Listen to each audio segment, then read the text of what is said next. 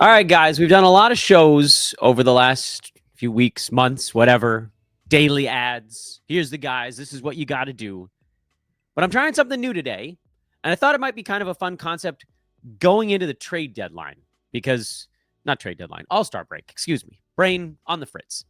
Because we have a week, basically, where there is no new NBA information. And so today, you get my 12 favorite ads of the last month, basically. So not this week, really going back 2, 3, 4 weeks. These are the guys that I think could be the biggest difference makers down the stretch. And we're going to count up from 12 to 1. Although, again, blur the lines a little bit. 12 is certainly less important than 1, but, 1, 2, 3, 4, 5, whatever. Those guys are all, I think, in really good shape. And frankly, if you made the list, you're a pretty good ad to begin with. I'm Dan Besbris. Welcome to the show. This is Old Man Squad Fantasy Basketball. Find me on Twitter at Dan Besbris. Do that immediately, please. Old Man Squad, if you're on Blue Sky, that's the handle over there. Hit that like button and subscribe. Please, please, please subscribe to Old Man Squad Fantasy Basketball. That is a big deal. And if you haven't made your call yet on whether or not you like our content, don't worry.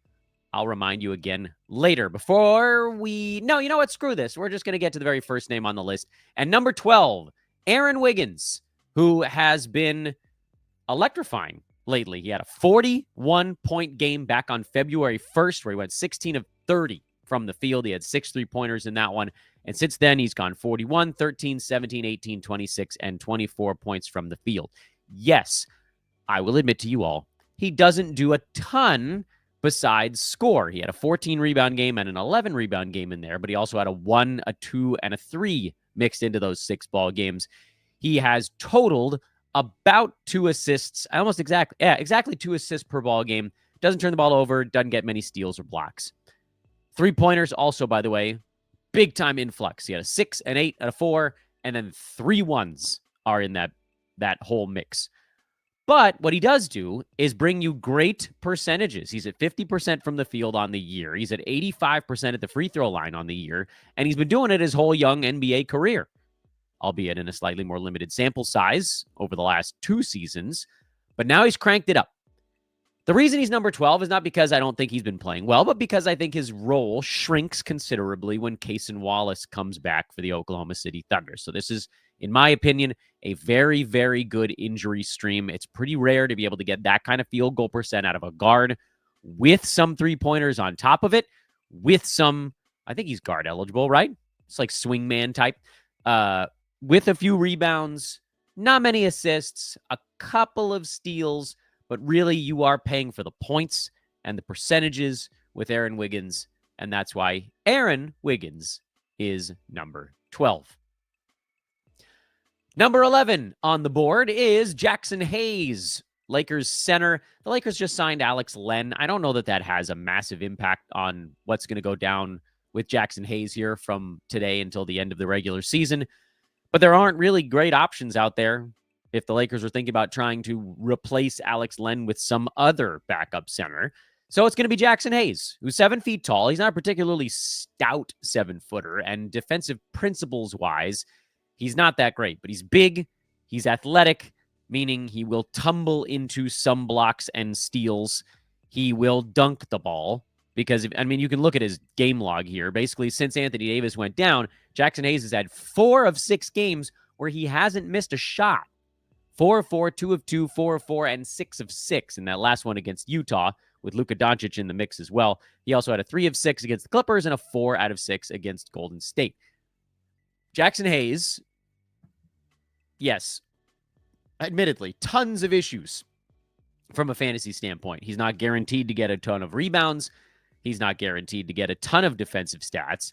But again, if you're looking at the last 2 weeks, the fact that he's shooting 82% on, it's relatively low volume, but 4 to 6 shots a game where you just don't miss, that's a really big deal. Just look at your normal roster, and you have your guy who goes, 8 out of 20 shooting on a given night. What if he made his next 6 shots in a row? And he was suddenly 14 out of 26. Your team just jumped from a bad field goal team to a good one. Now, obviously, it's not that simple. The volume is much heavier before you add in the Jaxson Hayes stuff. But the fact that he's playing half the ball game with LeBron James and Luka Doncic, he's going to be a huge field goal percent impact guy. I don't know that you can count on him to do a whole lot of other stuff. The rebounds, again, have bounced around a lot. The blocks have been relatively consistent over this stretch, but they'll come and they'll go as they kind of do. So you're getting some defensive stats, an okay amount, and hard field goal percent, but not a lot else. That makes him number 11. Before we get to number 10, BetOnline is the world's most trusted betting platform and your number one source for online betting in 2025. BetOnline will take you from every three-pointer to hat trick and back again while we wait on baseball to start, and then they'll take you to a grand slam and back again. So they got you covered. They got you covered. While your bet covers, with odds, stats, more on every game, every play, and every win. NBA, college hoops, NHL, UFC, you name it, BetOnline is the number one sports betting source on the World Wide Web. Whether you're a seasoned fan or a first-timer, make BetOnline your ultimate game day companion today. BetOnline, the game starts here. Number 10 on the board is Jose Alvarado, who has been pretty disappointing, actually, in his increased role. But we know from experience what Alvarado can do when he gets playing time. It's threes, it's assists, and it's steals. Field goal percent is going to be bad. Here's what we're waiting on here. And the reason that Alvarado is not dead last on this board is because of the upside. But the reason he's not higher is because he hasn't tapped into it yet. But as we work our way down the stretch, you're going to see less and less Zion.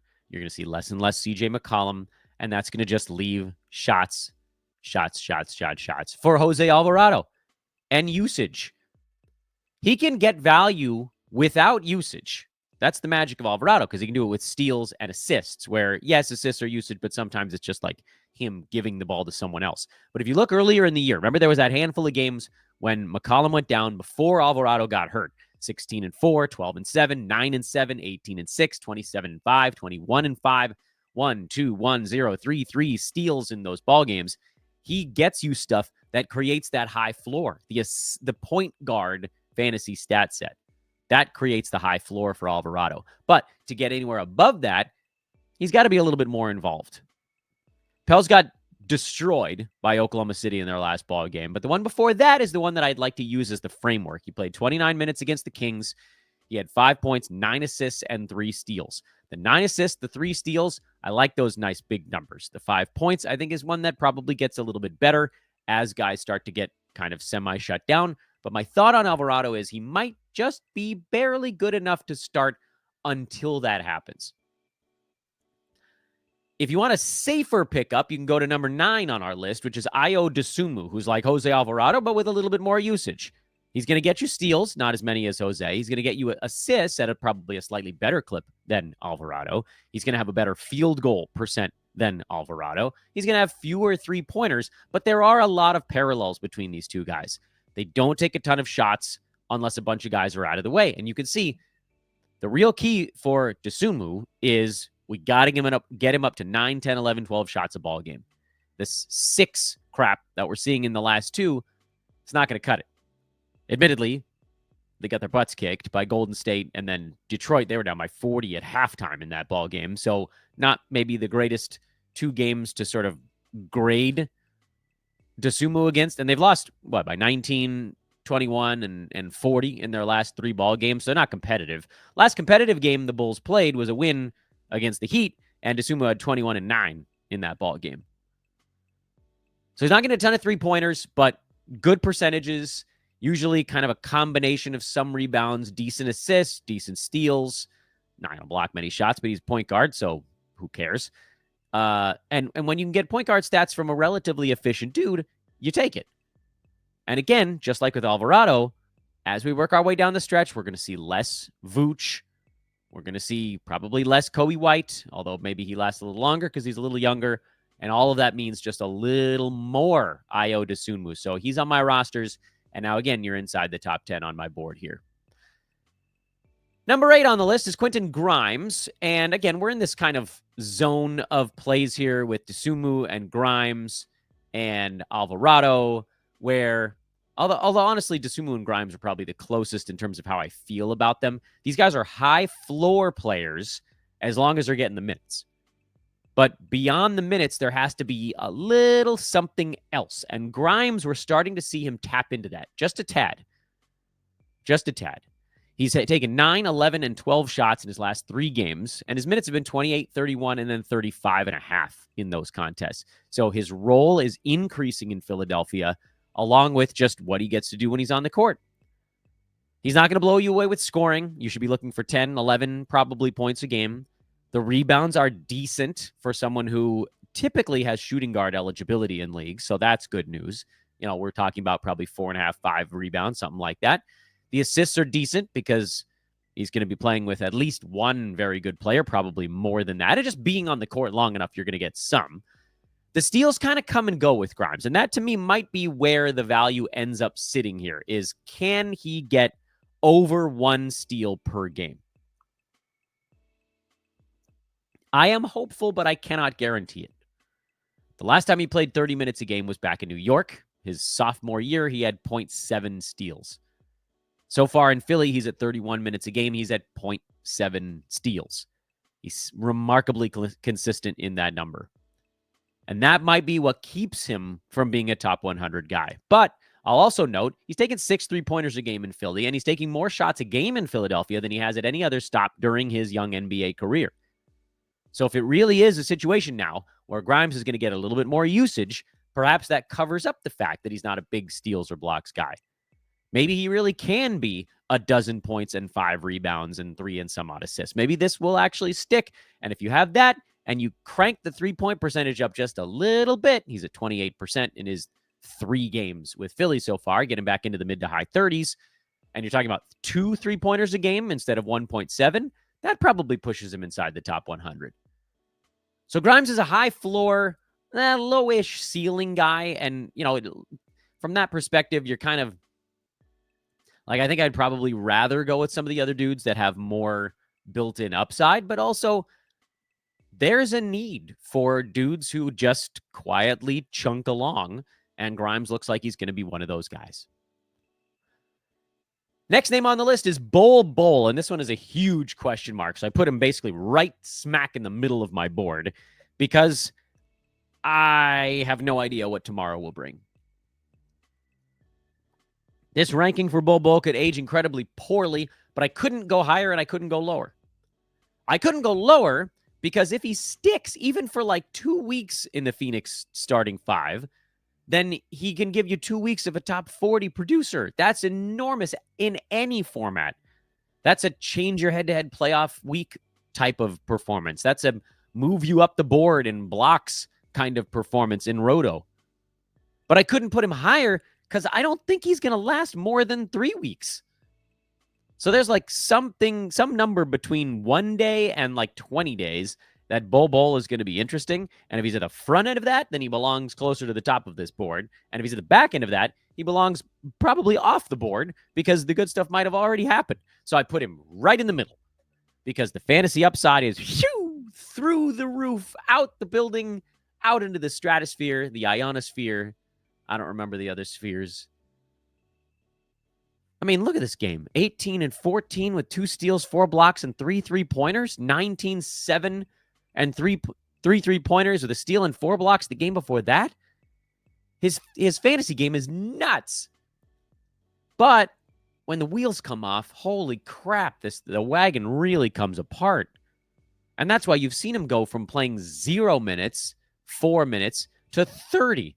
All of a sudden, it's well, screw it. Let's try Bol Bol. And that's where we're at with the Suns season. It's screw it. Let's try Bol Bol. But for fantasy, it's screw it. Let's try Bol Bol. It's the same sentence, but it's a much more interesting way of saying it. Man is 7'3", 220. Soaking wet, he's 220.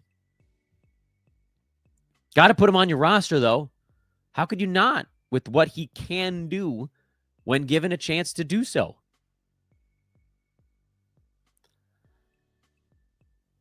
I think this is number 6 now. Number 6 on the list is Keon Ellis. I think we've now moved into the sort of slightly more reliable zone.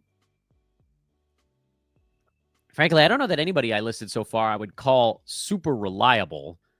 Quentin Grimes is reliably kind of decent. Same with Dosunmu. Alvarado, not reliable. Jaxson Hayes, reliable dunking. Aaron Wiggins, how long is that going to last?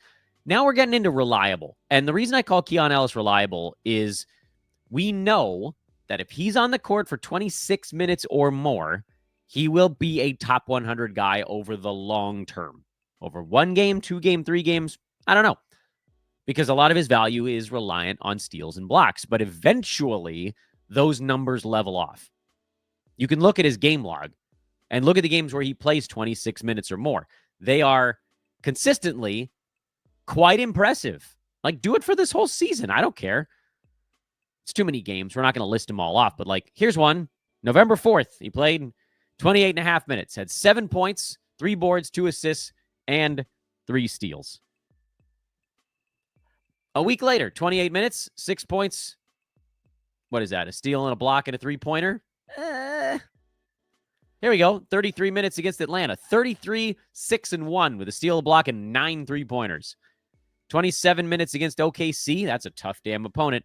8 points, 3 assists, a steal, and 2 threes. So that's sort of like the bottom, which I get it. That's not fun, but he doesn't hurt you.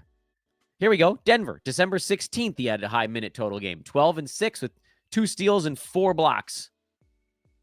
And then go to when guys started getting hurt. That was really when stuff kicked in for Keon Ellis. Again, we're not going to list all these off, but look at the steals and blocks columns on your screen right now. They're crazy.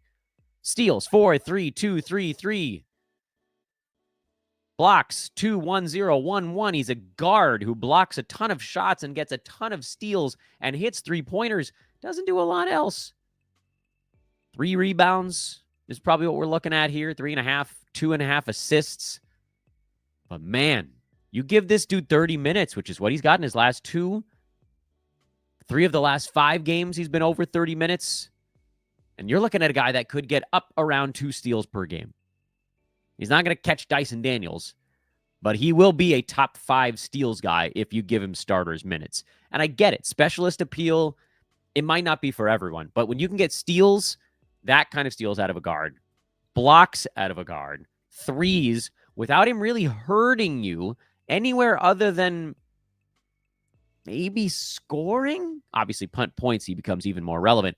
It's that safety, it's that floor that he provides. And then the upside, of course, is what if Malik Monk has to miss a game? DeMar DeRozan has to miss a game. Zach LaVine has to miss a game. Keegan Murray has to miss a game. Literally anyone in the starting 5, probably besides Domantas Sabonis, if they have to miss a game, Keon Ellis is going to take an extra 3 or 4 shots. That's how it happens every time. You can look at the board. Go try to figure out the games where someone was hurt. There's an 11-shot game for Ellis, another 11, another 11. You get him up to 11 shots, that's where you tap into the upside. Number 5, Donovan Clingan, who is not at all a safe play, but DeAndre Ayton sounds like he's like pretty banged up right now. Calf issues, those don't tend to go away all that fast.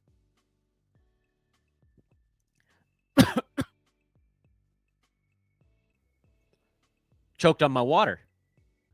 Okay, somehow finished coughing.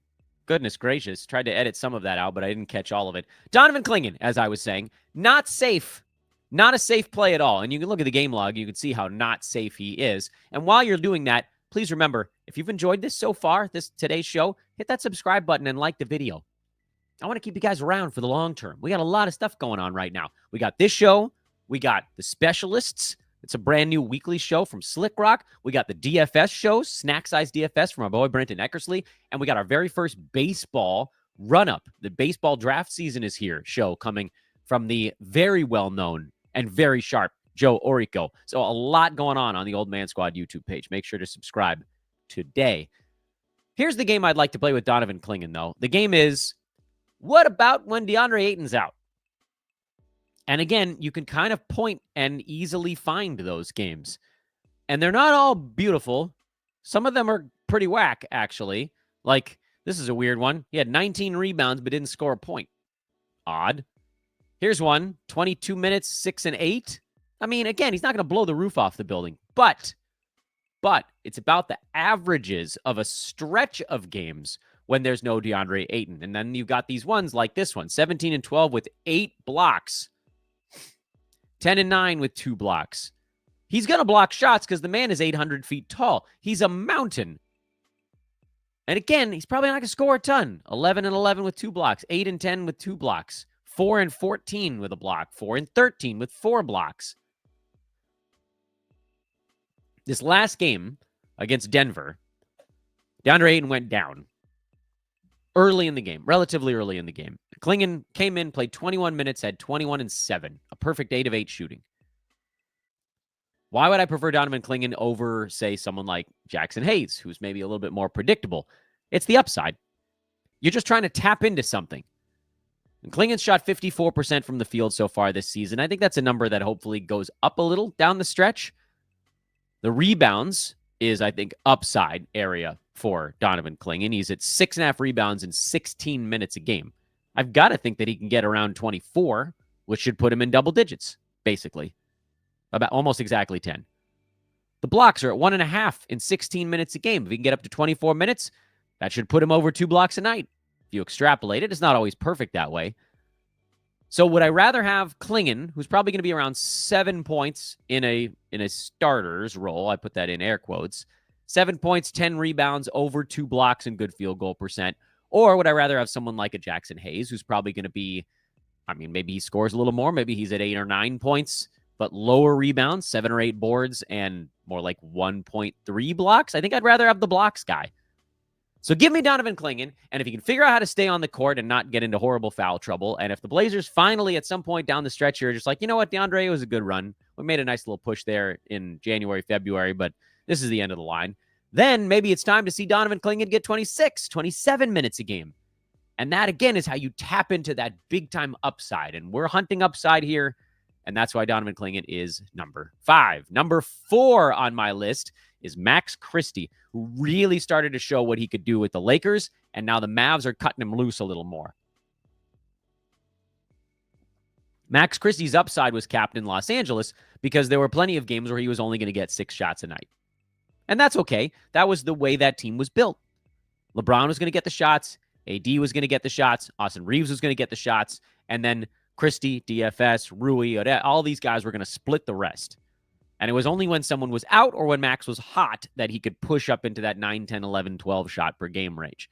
With the Mavs so far, it's pretty much been double digits every day. I think he's played, is it 5 games with Dallas now? Let me triple check myself on that before I claim it. It's either 4 or 5. It's 4. Sorry. 4 games with Dallas. The 4 games with Dallas, he's taken 13 shots, 10 shots, and 10 shots. By the way, also of note, he's taken 17 free throws in those 3 games. So even though the shots are only at 11, the free throws push that number even a little bit higher. 15 points, 23 points, 15 points again. He was scoring about 15 a game even with the Lakers before he got moved. He hits the 3, he gets steals, he gets blocks out of the guard spot, and the Mavs like him a lot. Everybody talks about how the Mavs got Anthony Davis in the trade for Luka Doncic, and obviously that's the player that you should talk about because he's the all-world player. Max Christie was part of the package. He was not a throw-in. He wasn't like to try to match contracts or whatever. This is a guy the Mavs want as part of their sort of young build-around defense-first core. He's going to get minutes, bench, start, whatever. And right now, on top of all of that, the whole Mavs front court is out. All of them. Maybe P.J. Washington comes back, but pretty much everybody's out. So there's playing time for days. They can slide him up to the small forward spot if they want.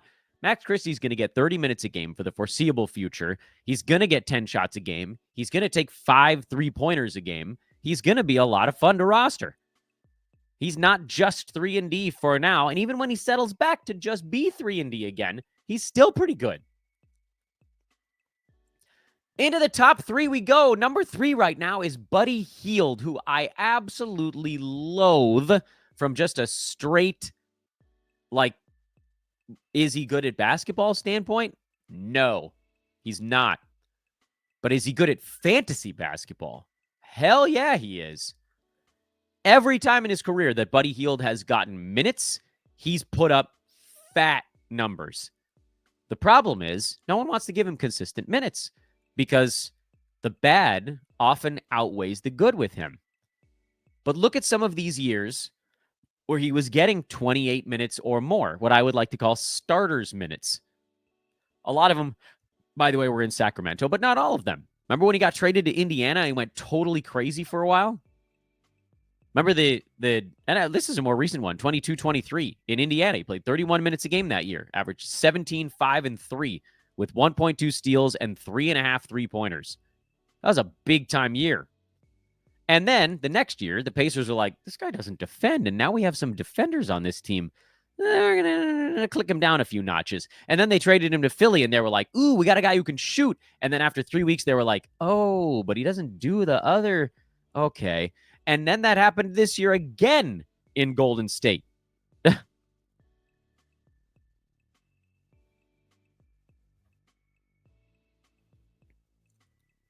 But something different just happened. This time, it's about fit.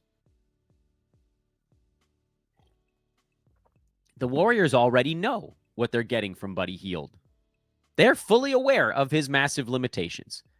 And on top of that, it's not like he's been running hot since he moved into the starting lineup or got this bump in minutes. He shot 50%, 39% twice, and then 47%. But you know what he does that the rest of the team can't do? Space the bleeping floor. They need him to just sort of be the new Klay Thompson. Jack up a bunch of three-pointers, space the floor for Steph and now Jimmy, and get a steal every now and again.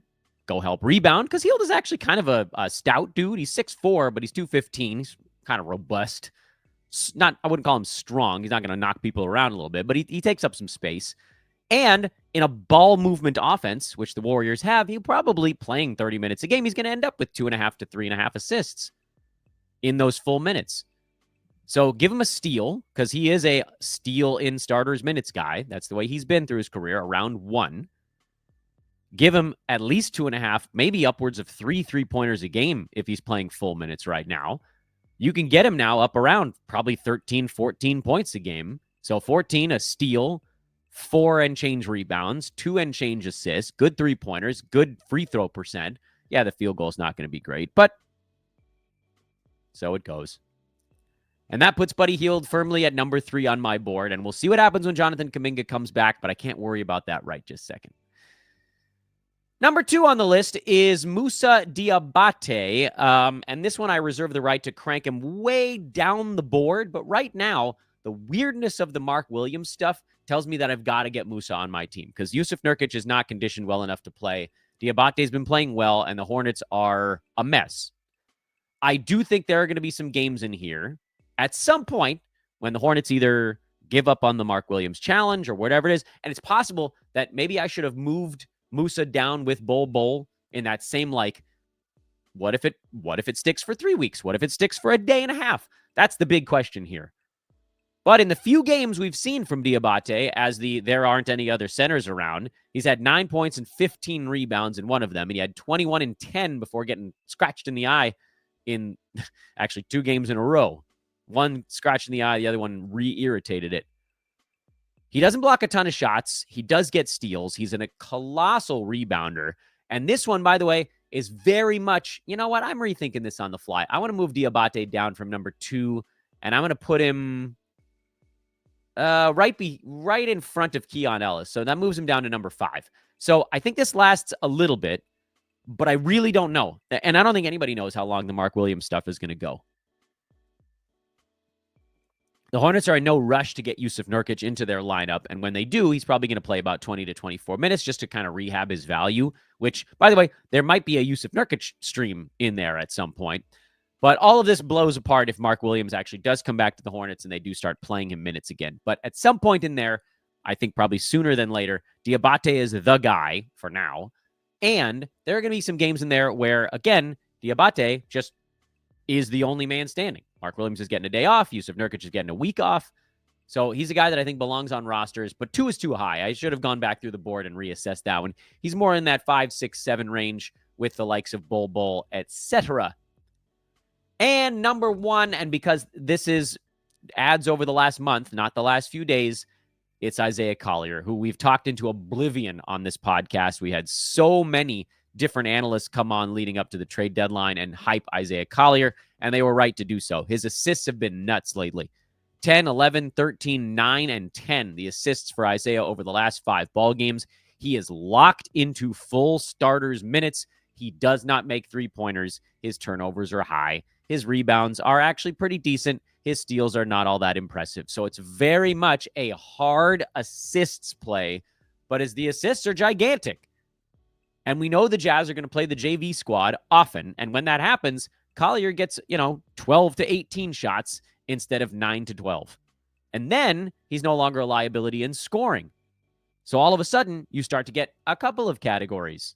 The extra rebounds help. Goes from 4 to 6, just getting other guys out of the way. Again, the steals, you can't really rely on them all that much. He'll be around 1 probably per game, but holy crap, the assists are nuts. If you're in an 8-cat format, he is especially beastly. But even if you're not, I think there's a lot of different roster types where he makes a lot of sense. He's been good for 3 weeks already, and so he sneaks onto this board because, again, we're doing favorite ads of the last month and not of the last week. Before we go, want to remind you guys to hang out with our buddies over at UnderdogFantasy.com. We're not going to build a board together today because I want this show to just kind of be not evergreen necessarily, but relevant during the entirety of the All-Star break. Jet at UnderdogFantasy.com. Use promo code OLDMAN, OLDMAN, when you sign up. Just pick higher or lower on 2 or more players out of a whole slate of them. And it's not just scoring. It's points, assists, rebounds, first quarter, second half, all these different options. Whatever you've got that feel for, put them on your card. You only need to do 2, but you can also go higher than that. You can go 3, 4, 5, 6, 7, 8, 9. Make your card, your pick'em card, as long as you like, and it increases your odds every time you do it. And if you sign up now using that promo code we mentioned, OLDMAN, OLDMAN, or, again, just clicking the link in the show description that has the promo built in, you will unlock 2 Underdog Fantasy bonuses. Number 1, up to $1,000 in deposit match bonus cash. And number 2, a free square, basically, on your pick'em card. So if you needed to pick 2, you only have to do 1. If you were going to do 3, you only have to do 2 yourself. It's basically just a way to bump those odds and give you a nice opportunity to steal an easy one on your first play. Head to UnderdogFantasy.com now. Use that promo code. They've been a cool new partner. And I got to say, I've actually been having fun playing Underdog. I didn't know that I would, but I've been enjoying myself because I don't like DFS at all. And this is not like DFS. This is basically like you pick 2 prop bets, player props, and mush them together. And there's your Underdog play. There's your Underdog pick'em card. We've been doing some together on this show if you've been watching with us over the last few weeks, and we'll do that typically on the recap episodes in the morning because then you can just look at what's coming up the following night, and those are the shows that kind of roll over every day. But for an evergreen one like this one, or not evergreen, but like a longer green one, a semi-evergreen, I didn't think there was any point in doing a card on. You might be watching it 3 days later, and it's still a relevant show. Already said it twice. We'll say it thrice. Please remember to subscribe to Old Man Squad Fantasy Basketball. Just click the button however you're listening to or watching the show. Find me on Twitter at Dan Bespris. That's where we do a lot of work. Old Man Squad on Blue Sky. And down in the show description, you also got the Discord join link. If you guys like what I do here, I do a nightly recap typed up, and a lot of those are going in Discord this time of year. This is just like as you get towards the All-Star break, trade deadline, whatever, and social media starts to calm down a tad in terms of like what gets highlighted, it's a lot easier for me to do Discord because I can type up the games as they end. Like you'll get recaps on stuff as the games are finishing up instead of having to wait till the end of the night. So come hang out with us over there. It's obviously all free. That's been my goal from day one here on Old Man Squad. I'm hoping to keep it that way forever. Thank you, Bet Online and Underdog, for helping us get to this point. That'll be the show. Thanks for watching, everybody. Again, heads up, over the All-Star break, we will be taking about a 3 or 4 day break from shows just to sort of catch our breath, and then we'll be right back into it after that. Again, thank you all. Appreciate you. Hit that like button on the way out, and I'll see you guys when I see you.